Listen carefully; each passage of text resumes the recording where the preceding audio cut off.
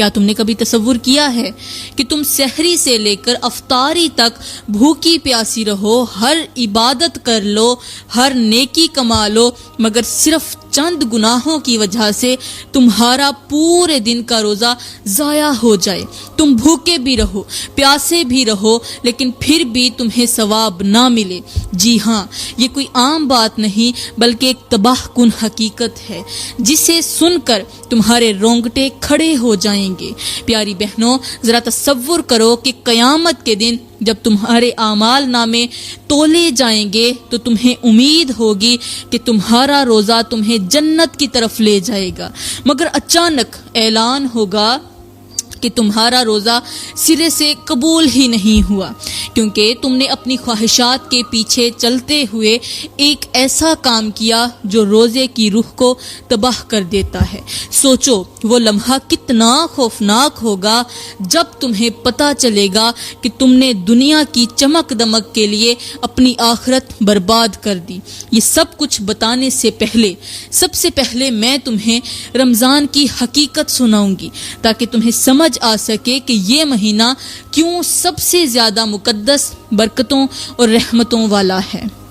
ایک سال میں 12 مہینے آتے ہیں، ہر مہینے کی اپنی اہمیت ہے، ہر مہینے کی اپنی رونقیں ہیں، اپنی بہاریں ہیں، مگر کچھ دن اور کچھ راتیں ایسی ہوتی ہیں جنہیں اللہ نے خاص فضیلت اور برکت سے نوازا ہے، جیسے دنوں میں سب سے بابرکت دن جمعے کا دن ہے، وہ دن جس میں ایک گھڑی ایسی ہوتی ہے جب بندہ اللہ سے جو بھی مانگتا ہے وہ اسے عطا کر دیا جاتا ہے۔ راتوں میں سب سے زیادہ بابرکت رات شب قدر کی رات ہے، وہ رات جس میں قرآن نازل ہوا، وہ رات جو ہزاروں مہینوں سے بہتر ہے، وہ رات جس میں اللہ کی رحمتیں بے شمار نازل ہوتی ہیں۔ شب معراج کی رات بھی عظیم رات ہے، وہ رات جب ہمارے نبی کو معراج نصیب ہوئی اور اللہ سے براہ راست ملاقات ہوئی۔ اب سوچو، جب دنوں میں جمعہ، راتوں میں شب قدر اور شب معراج اتنی عظیم ہیں، تو پھر کیا آپ نے کبھی سوچا ہے کہ مہینوں میں سب سے بابرکت مہینہ کون سا ہے؟ وہ ہے رمضان کا مہینہ۔ یہ مہینہ عام مہینوں کی طرح نہیں، یہ اللہ کی خاص رحمتوں، مغفرتوں اور جہنم سے آزادی کا مہینہ ہے۔ یہ وہ مہینہ ہے جس میں اللہ تعالی ہر لمحہ اپنے بندوں کو معاف کرتا ہے، ان کے گناہ دھو دیتا ہے، انہیں بخشش کے پروانے عطا کرتا ہے۔ یہ وہ مہینہ ہے جس میں ہر نیکی کا ثواب 70 گنا زیادہ بڑھا دیا جاتا ہے۔ میری پیاری بہنوں، یہ وہ مہینہ ہے جس میں ایک فرض کا اجر 70 فرضوں کے برابر اور ایک نفل کا ثواب فرض کے برابر ہو جاتا ہے۔ لیکن سوچو، اگر یہ مہینہ اتنی برکتوں والا ہے تو پھر بھی کچھ لوگ اس کی برکتوں سے، اس کی رحمتوں سے کیوں محروم رہ جاتے ہیں؟ یہ وہی لوگ ہوتے ہیں جو اپنی خواہشات کو اللہ کی رضا پر ترجیح دیتے ہیں۔ ذرا تصور کرو، اگر تمہارے سامنے خزانے کا دروازہ کھولا جائے مگر تم چند چمکتی چیزوں میں الجھ کر اصل خزانہ کھو دو تو کیا تمہیں عقل مند کہا جائے گا؟ رمضان میں نیکیاں برستی ہیں مگر کچھ لوگ دنیاوی زینت میں الجھ کر اپنی آخرت برباد کر بیٹھتے ہیں۔ سوچو، اگر قیامت کے دن پتہ چلا کہ صرف ایک لمحے کی لذت کے پیچھے تم نے اپنا روزہ ضائع کر دیا تو کیا تم وہ صدمہ سہ سکو گی یا ابھی سنبھلنے کا فیصلہ کرو گی؟ میری پیاری بہنوں، کیا تم جانتی ہو کہ اللہ تعالیٰ نے دنیا میں 3 طرح کی مخلوقات پیدا کی ہیں، جن میں سے ہر ایک کا مقام، مقصد اور امتحان مختلف ہے۔ نمبر 1، فرشتے۔ اللہ تعالیٰ نے فرشتوں کو نور سے پیدا کیا، روشنی سے پیدا کیا، انہیں عقل دی مگر شہوت نہیں دی، اسی لیے وہ کبھی بھی اللہ کی نافرمانی نہیں کرتے۔ نہ انہیں کھانے کی حاجت ہوتی ہے، نہ سونے کی، نہ دنیاوی خواہشات کا کوئی لالچ ان کے دل میں آتا ہے، وہ بس اللہ کی عبادت ہی کرتے رہتے ہیں کیونکہ ان کے پاس صرف عقل ہے، شہوت نہیں۔ اب نمبر 2، جانور۔ اللہ تعالیٰ نے جانوروں کو شہوت تو دی ہے مگر عقل نہیں دی، اس لیے وہ اپنی خواہشات کے غلام ہوتے ہیں۔ وہ بس اپنی بھوک مٹانے، نیند پوری کرنے اور اپنی جبلت کے مطابق زندگی گزارنے میں لگے رہتے ہیں۔ نہ انہیں نیکی اور بدی کی تمیز ہوتی ہے، نہ انہیں کسی چیز کا حساب دینا ہوتا ہے، نہ وہ حلال اور حرام کے فرق کو سمجھ سکتے ہیں۔ وہ جو دیکھتے ہیں بس وہی کرتے ہیں، جو چاہتے ہیں اسی کی پیروی کرتے ہیں۔ ان کا نہ کوئی مقصد ہے نہ کوئی امتحان، وہ صرف اپنی ضروریات کے گرد ہی گھومتے رہتے ہیں، کیونکہ ان کو اللہ نے عقل عطا نہیں کی۔ اب ایک طرف فرشتے ہیں جن کے پاس شہوت نہیں عقل ہے، دوسری طرف جانور ہیں جن کے پاس شہوت تو ہے لیکن عقل نہیں۔ اب نمبر 3، حضرت انسان۔ اللہ تعالیٰ نے انسان میں عقل بھی رکھی ہے اور شہوت بھی رکھی ہے تاکہ وہ اپنی خواہشات پر قابو پا کر اللہ کی اطاعت کرے اور خود فیصلہ کرے کہ اسے فرشتوں جیسا بننا ہے یا جانوروں جیسا، کیونکہ اس کے پاس دونوں سہولتیں ہیں، اس کے پاس عقل بھی ہے اور شہوت بھی ہے۔ یہی وہ فرق ہے جو انسان کو باقی تمام مخلوقات سے الگ کرتا ہے۔ جو اپنی عقل سے کام کرے، جو حلال اور حرام کے فرق کو سمجھے، جو اپنی خواہشات کو قابو میں رکھ کر اللہ کی عبادت کرے، وہی اصل میں انسان کہلانے کے لائق ہے، بلکہ وہ فرشتوں سے بھی زیادہ افضل ہو سکتا ہے۔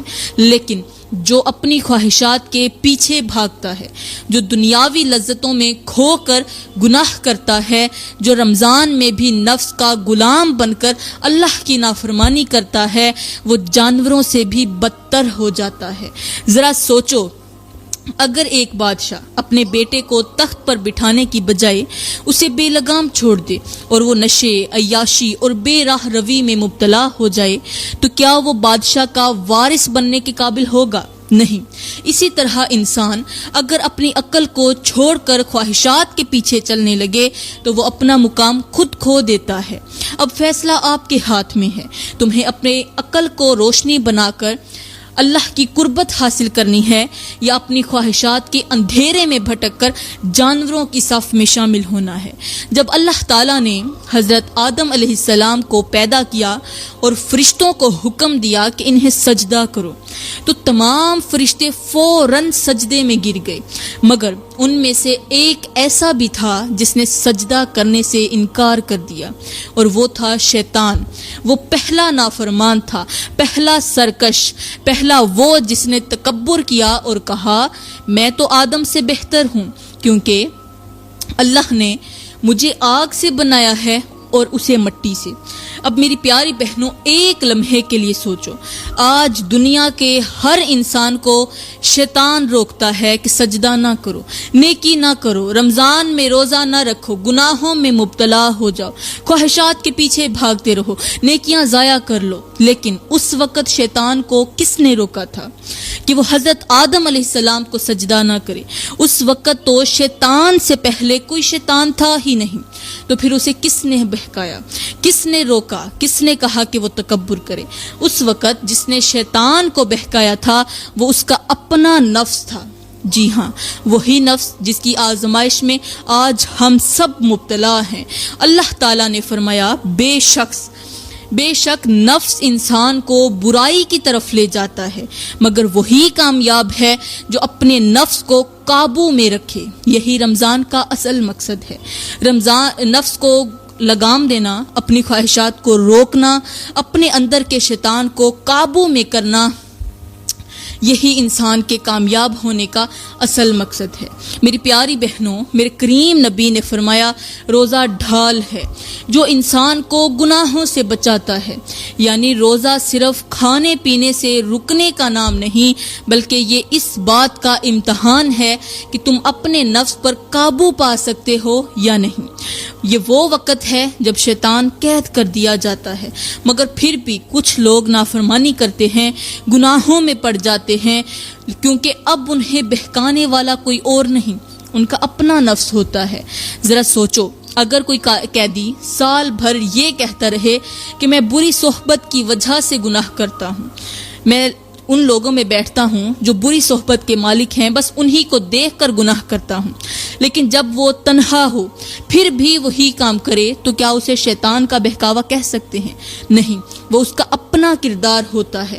بالکل ایسے ہی رمضان میں جب شیطان قید ہوتا ہے تو جو لوگ پھر بھی گناہ کرتے ہیں وہ ثابت کر دیتے ہیں کہ انہیں بہکانے والا شیطان نہیں بلکہ ان کا اپنا نفس ہے۔ اب فیصلہ آپ کے ہاتھ میں ہے، تم اپنے نفس کو قابو میں رکھ کر شیطان کو شکست دینا چاہتی ہو یا نفس کی غلامی کر کے اسی شیطان کے راستے پر چلنا چاہتی ہو۔ میری پیاری بہنوں اور میرے محترم بھائیوں، سب کچھ کرنا، جو چاہے کر لینا، دنیا کی رنگینیوں میں کھو جانا، خواہشات کے پیچھے دوڑنا، مگر یہ 3 گناہ کبھی نہ کرنا۔ یہ 3 گناہ تمہاری ہستی بستی زندگی کو جہنم بنا دیں گے، تباہ و برباد کر ڈالیں گے، تمہاری راتوں کی نیند چھین لیں گے، تمہاری روح کو بے چین کر دیں گے، تمہیں بے سکون کر دیں گے اور تمہارے دل کو ایسا خالی کر دیں گے کہ دنیا کی کوئی خوشی اسے نہیں بھر پائے گی۔ تمہیں ایسا عذاب دیں گے کہ جیتے جی مرنے کی خواہش کرنے لگو گے، مگر موت بھی تمہیں ترسا ترسا کر آئے گی۔ یہ 3 گناہ ایسے ہیں کہ جس نے بھی کیے وہ ہمیشہ پچھتاتا رہا، مگر پچھتاوا بھی اس کے کسی کام نہ آیا۔ آخر وہ کون سے 3 گناہ ہیں جو ہستا بستا گھر اجاڑ کر رکھ دیتے ہیں؟ سنو، پہلا گناہ ماں باپ کو دکھ دینا۔ یہ گناہ ایسا ہے کہ جس نے بھی کیا اس کی دنیا میں اجڑ گئی اور آخرت بھی تباہ ہو گئی، برباد ہو گئی۔ ماں باپ جن کے قدموں تلے جنت رکھی گئی، اگر ان کی بد دعا لگ جائے تو نہ زمین پر پرسکون رہتی ہے نہ آسمان سایہ دیتا ہے۔ ایک باپ کی محبت کو کون سمجھ سکتا ہے جو دن بھر دھوپ میں جلتا ہے، پسینے میں نہاتا ہے، اپنی سانسوں کو گروی رکھ کر اپنے بچوں کے لیے روٹی کماتا ہے، اور جب رات کو تھکا ہارا گھر لوٹتا ہے تو دروازے پر کھڑے معصوم چہرے دیکھ کر اپنی ساری تھکن بھول جاتا ہے۔ وہ اپنی خواہشیں دفن کر دیتا ہے، اپنی ضرورتیں قربان کر دیتا ہے، مگر جب وہی اولاد جوان ہو کر اسے بوجھ سمجھنے لگتی ہے تو پھر کیا گزرتی ہوگی اس باپ پر۔ وہ جس نے انگلی پکڑ کر چلنا سکھایا، آج وہی بچے اسے بے بس چھوڑ دیتے ہیں۔ کہنے کو ایک کمرہ، ایک چارپائی ہوتی ہے، مگر وہ تنہائی کا ایسا قبرستان بن جاتی ہے جہاں کوئی ہمدردی کی شمع جلانے والا نہیں ہوتا۔ بوڑھے باپ کی آنکھیں دروازے پر لگی رہتی ہیں کہ شاید کوئی لوٹ آئے، شاید کوئی حال چال پوچھ لے، مگر دروازہ بند رہتا ہے اور باپ کی آنکھیں خشک ہوتے ہوتے کسی بے جان پتھر کی طرح ویران ہو جاتی ہیں۔ پھر ایک دن وہ خاموشی سے اس دنیا سے چلا جاتا ہے۔ وہ جس کی ہنسی کبھی گھر کی رونق ہوا کرتی تھی، آج اس کے جنازے پر رونے والا کوئی نہیں۔ کیا یہی صلہ ہوتا ہے ایک باپ کی قربانیوں کا؟ کیا یہی مقدر ہوتا ہے اس شخص کا جس نے ساری زندگی اپنی اولاد کے لیے اپنا آپ مٹا دیا؟ تو پیاری بہنوں، کبھی بھی یہ گناہ مت کرنا، والدین کو دکھ مت دینا۔ اب دوسرا گناہ زنا کرنا۔ یہ وہ گناہ ہے جو انسان کی دنیا اور آخرت دونوں کو جلا کر راکھ کر دیتا ہے۔ جس نے ایک بار اس گناہ کی راہ پکڑی وہ چاہ کر بھی اس دلدل سے نہیں نکل سکا۔ یہ ایسا گناہ ہے جو انسان کو پہلے لذت کا دھوکہ دیتا ہے مگر پھر بے سکونی، ذلت اور تباہی کی آگ میں جھونک دیتا ہے۔ کیا تم نے نہیں دیکھا وہ لوگ جو زنا کے بعد خوشی تلاش کرتے ہیں مگر ہر بار مزید بے چین ہو جاتے ہیں؟ ان کے چہروں پر ہنسی ہوتی ہے مگر اندر سے وہ ٹوٹ چکے ہوتے ہیں۔ رات کی تاریکی میں کیے گئے گناہ جب دن کے اجالے میں ان کی قسمت جلا دیتے ہیں تب سمجھ آتی ہے کہ انہوں نے اپنی روح بیچ دی تھی۔ اب تیسرا گناہ ظلم۔ ظلم وہ آگ ہے جو پہلے دوسروں کی زندگیوں کو برباد کرتی ہے، پھر پلٹ کر ظالم کو ہی جلا کر راکھ کر دیتی ہے۔ یہ وہ زہر ہے جو خود پینے والے کو ہی اندر سے کھوکھلا کر دیتا ہے۔ جس نے ظلم کیا، چاہے زبان سے، چاہے ہاتھ سے، چاہے طاقت کے نشے میں، وہ کبھی چین کی نیند نہیں سو سکا۔ تم نے نہیں دیکھا وہ لوگ جو دوسروں پر ظلم کر کے ہنستے ہیں لیکن رات کے اندھیرے میں ان کے دل خوف سے لرز رہے ہوتے ہیں، جو دوسروں کی عزت روند کر خود کو بادشاہ سمجھتے ہیں، مگر جب وقت کا پہیہ پلٹتا ہے تو وہی لوگ ذلت کے کیچڑ میں پڑے نظر آتے ہیں۔ کبھی سوچا ہے کہ جب قیامت کے دن روزے دار جنت کے باب الریان دروازے سے گزر رہے ہوں گے تو اس وقت وہ شخص کیا کرے گا جس نے جان بوجھ کر روزے چھوڑ دیے ہوں گے؟ وہ آنکھوں میں آنسو لیے حسرت سے دیکھے گا، مگر دروازہ اس کے لیے ہمیشہ کے لیے بند ہو چکا ہوگا۔ ایک بادشاہ تھا جو اپنی حکمت، دولت اور اختیار پر بے حد نازاں تھا۔ اسے لگتا تھا کہ اس کا فیصلہ سب سے اعلیٰ اور اس کی سوچ سب سے برتر ہے۔ وہ جسے چاہے نواز سکتا ہے اور جسے چاہے تباہ کر سکتا ہے۔ ایک دن اس نے اپنے درباریوں سے کہا، مجھے وہ آدمی لا کر دکھاؤ جس کی عقل سب سے زیادہ حیران کن ہو، جس کی باتیں سن کر انسان کی سوچ رک جائے، جس کی کہانی دنیا کی سب سے بڑی حقیقت ہو۔ درباری بادشاہ کے حکم پر نکلے اور دن رات تلاش کرنے لگے، مگر کوئی ایسا نہ ملا جس کی حکایت عقل کو دنگ کر دے۔ آخرکار وہ ایک بوڑھے فقیر کے پاس جا پہنچے جو ایک ویرانے کے قبرستان کے قریب بیٹھا ہوا تھا۔ اس کے کپڑے پھٹے پرانے تھے، مگر آنکھوں میں ایک ایسی روشنی تھی جسے دیکھ کر درباری حیران رہ گئے۔ وہ فقیر مسکرایا اور کہنے لگا، تم جس بادشاہ کے لیے حکمت ڈھونڈ رہے ہو اسے جا کر بتا دو کہ عقل دولت سے نہیں آتی، حکمت طاقت سے نہیں ملتی، اور حق کو سمجھنے کے لیے غرور کو مارنا پڑتا ہے۔ درباریوں نے اس کے الفاظ کو نظر انداز کیا اور کہا، ہمیں تم اپنی زندگی کی ایسی کہانی سناؤ جو دنیا کی سب سے بڑی حقیقت ہو۔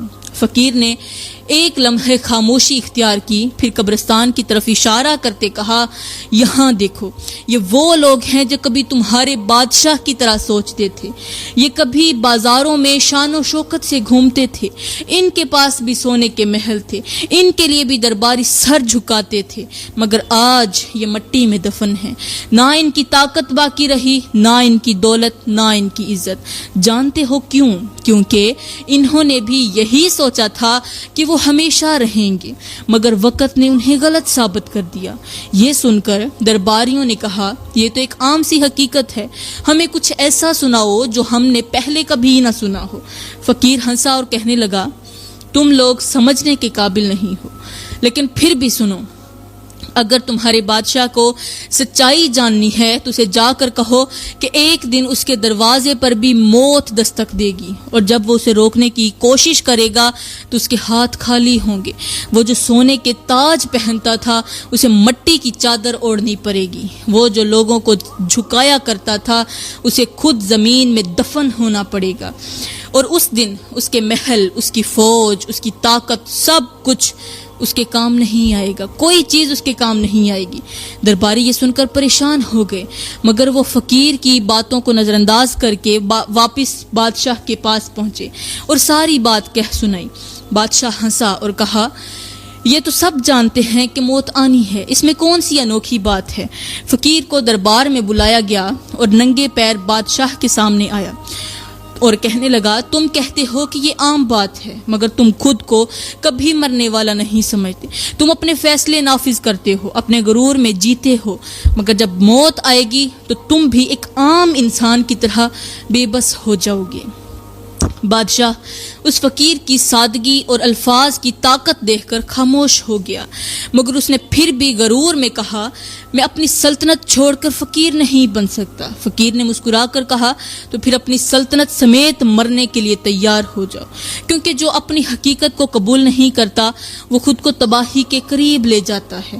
یہ کہہ کر فقیر چلا گیا اور بادشاہ اپنی جگہ پر بیٹھا مسکراتا رہا، مگر چند دنوں بعد وہ بادشاہ بیمار ہو گیا، اس کا علاج معالجہ کروایا گیا، لیکن کسی دوا نے اثر نہ کیا، کسی طبیب کا علاج کام نہ آیا، اور جب اس نے اپنی آخری سانس لی تو وہ بالکل اسی طرح بے بس تھا جیسے فقیر نے کہا تھا۔ اس کا سارا غرور، اس کی دولت، اس کی طاقت سب ختم ہو چکی تھی، اور اس کا محل ایک اور بادشاہ کے حوالے کر دیا گیا۔ آج بھی اس کی قبر پر جا کر دیکھو، وہیں دفن ہے جہاں وہ فقیر بیٹھا تھا، کیونکہ وقت کسی کو نہیں چھوڑتا، نہ بادشاہوں کو، نہ فقیروں کو، اور نہ نہ ہی ان لوگوں کو جو اپنی حقیقت کو بھول کر جیتے ہیں۔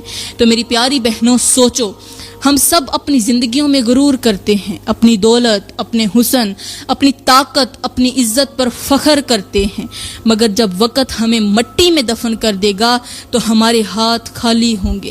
اگر تم نے آج خود کو نہ سنبھالا، اگر تم نے اپنے دل کو غرور سے پاک نہ کیا، اگر تم نے اپنی حقیقت کو نہ پہچانا، تو یاد رکھو کہ وقت تمہیں کبھی معاف نہیں کرے گا۔